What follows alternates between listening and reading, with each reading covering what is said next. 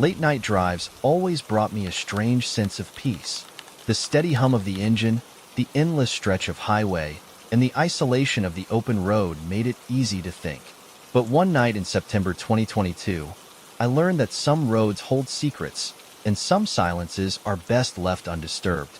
I was driving from Cincinnati to Louisville after visiting an old friend. It was a trip I'd made countless times before, so I didn't think twice about leaving late in the evening. The highway was quiet, lit only by the occasional streetlight and the faint glow of distant headlights. About an hour into the drive, I noticed the first oddity: the car behind me. At first, I didn't pay it much attention. It was a black sedan, keeping a steady distance. But after a while, I realized it wasn't passing me, even when the opportunity arose. It simply lingered, its headlights fixed on my car. I told myself it was nothing. Maybe the driver was just cautious or unfamiliar with the route. But then the car's headlights disappeared. One moment, they were there, bright and steady. The next, they were gone, leaving the road behind me in complete darkness. I glanced in the rearview mirror, my chest tightening. The car was gone. No turnoffs, no exits, just an empty stretch of highway.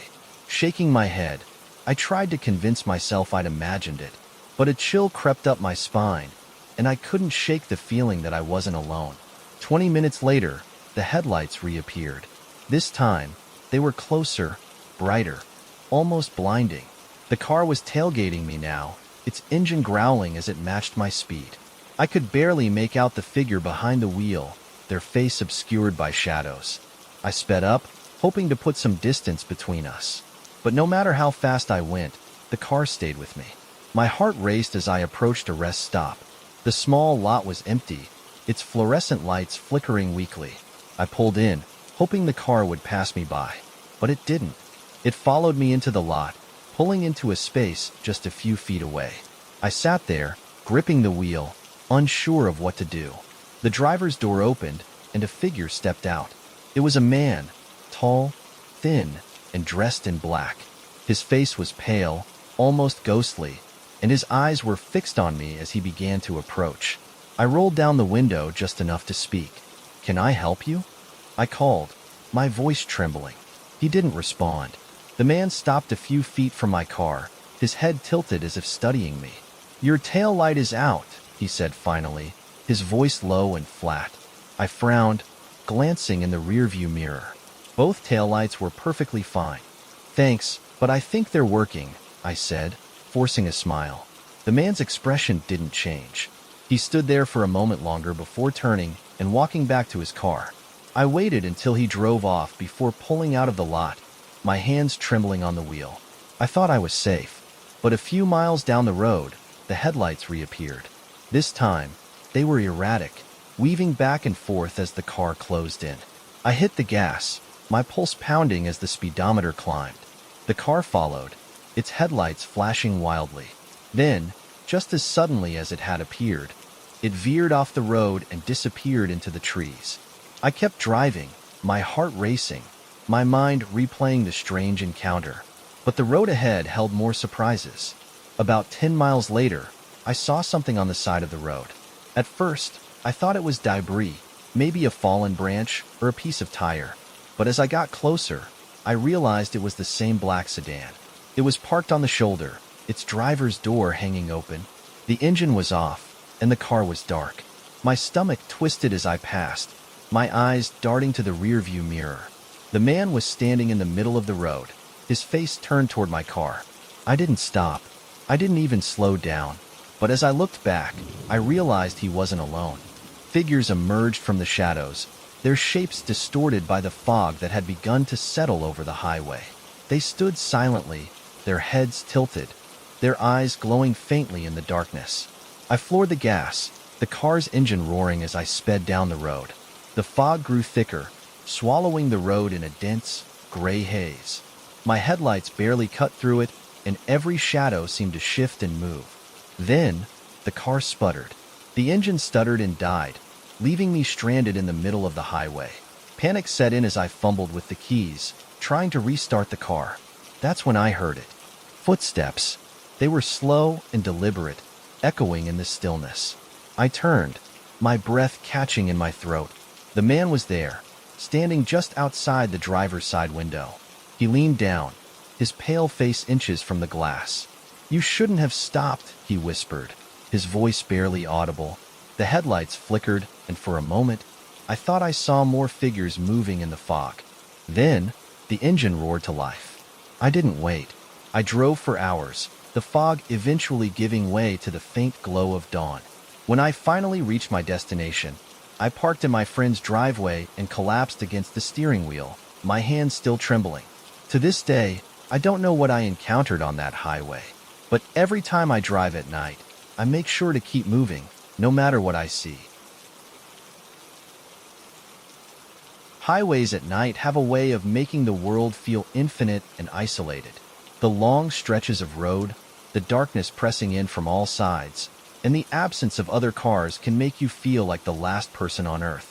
One night in July 2022, I learned just how unsettling that isolation can be. I was driving from Reno to Salt Lake City, a trip that cut through some of the most barren stretches of desert I'd ever seen. The route was straightforward, a lonely highway that seemed to stretch on forever, flanked by miles of sand and scrub brush. I had planned to leave in the morning, but a work emergency delayed me, and I didn't hit the road until nearly 10 p.m. The first few hours were uneventful. The road was empty, the stars bright, and the steady hum of the car's engine was almost soothing. But as midnight approached, something changed. It started with the radio. I had the volume turned low, just loud enough to fill the silence. I was flipping through stations, trying to find something to keep me awake, when I landed on one playing soft, instrumental music. The signal was clear at first, but as I drove deeper into the desert, static began to creep in. At first, it was subtle, a faint hiss in the background. But as the minutes passed, the static grew louder, distorting the music until it was unrecognizable. I reached for the dial to change the station, but before I could, the static stopped. In its place was a voice. It was faint at first, barely more than a whisper, but it was there, speaking in a low, rhythmic tone. I couldn't make out the words, but the sound sent a chill down my spine. I turned the dial, trying to find another station, but the voice followed me, growing louder and more insistent with each turn of the knob. Finally, I turned the radio off, the sudden silence almost deafening. For a while, I drove in uneasy quiet, the events playing over in my mind. But the farther I went, the more I began to feel like I wasn't alone. It started as a faint pressure, a sense of being watched. I glanced in the rearview mirror, half expecting to see someone in the back seat, but it was empty. Still, the feeling persisted. Then, the headlights appeared. At first, they were distant, just a faint glow on the horizon. But as I drove, they grew closer, their light cutting through the darkness like a knife. The car behind me was moving fast, gaining on me at an alarming rate. I gripped the wheel, my heart racing as the headlights closed in. Just as they were about to overtake me, the car swerved into the opposite lane and sped past. For a moment, I thought it was over, but as the car passed, I caught a glimpse of the driver, and my blood ran cold. He was staring straight at me, his eyes wide and unblinking. His face was pale and gaunt, his expression frozen in a look of terror. The car disappeared into the darkness ahead, its taillights fading into the night. Shaken, I tried to focus on the road, telling myself it was just my imagination. But then, the radio turned on by itself. The static was back, louder than before, crackling and hissing like a live wire. And beneath it, I could hear the voice again. This time, the words were clear. "Don't stop. Keep driving." A chill ran down my spine as I reached for the dial, trying to turn it off. But the knob wouldn't budge, as if it were stuck in place. The voice grew louder, more urgent. "Don't stop. Keep driving. Don't stop." I pressed the power button, but the radio wouldn't turn off. The static seemed to fill the car, the voice echoing in my ears. Then, the headlights returned. This time, they were behind me, blindingly bright. I squinted into the rearview mirror, trying to make out the car's shape, but all I could see was light. The voice on the radio continued, its tone rising to a frantic pitch. "Don't stop. Don't stop. Don't stop." I pressed the gas pedal to the floor, the engine roaring as the car sped down the highway. But no matter how fast I went, the headlights stayed with me, their brightness searing into my skull. I glanced at the speedometer. It was climbing past 90, then 100. The road blurred beneath me, the stars above seeming to spin. The voice on the radio reached a crescendo, screaming the words now, "Don't stop, don't stop." And then, everything went silent. The radio cut out, the headlights disappeared, and the car slowed to a stop as if I'd taken my foot off the gas. The highway was dark and empty again, the stillness oppressive. I sat there, frozen, my hands gripping the wheel. A knock at the window shattered the silence. I turned slowly, my heart pounding. A man was standing outside the car, his face pale and expressionless. "You're not supposed to be here," he said, his voice low and steady. Before I could respond, he turned and walked away, disappearing into the darkness. I started the car, my hands trembling, and drove as fast as I could, not daring to look back. When I reached the next town, I pulled into a gas station and stumbled inside. The clerk looked up from the counter, his expression unreadable. "You okay?" he asked. "There was a man," I said, my voice shaking. "He told me I wasn't supposed to be here." The clerk's eyes widened. "You took the old highway, didn't you?" I nodded, confused. "That road's been closed for years," he said. "Too many accidents. People say it's cursed. To this day, I don't know what happened on that road.